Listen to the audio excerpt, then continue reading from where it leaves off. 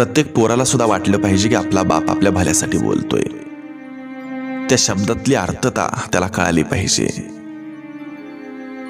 आपल्यासाठी काय काय केलंय त्याची जाणीव त्याला झाली पाहिजे. आणि बायकोला सुद्धा ते जाणवलं पाहिजे.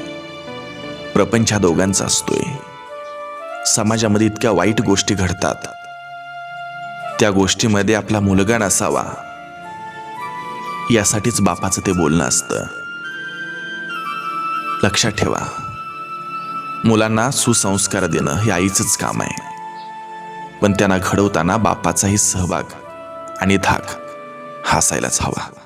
हे कधी विसरू नका. कायम लक्षात ठेवा, लहानपणी बापाचा हात धरला तर मोठेपणी कोणाचे पाय धरायची वेळ येत नाही. बाप हा बाप माणूसच असतोय. त्याला बापडा बनवू नका. त्याला बापडा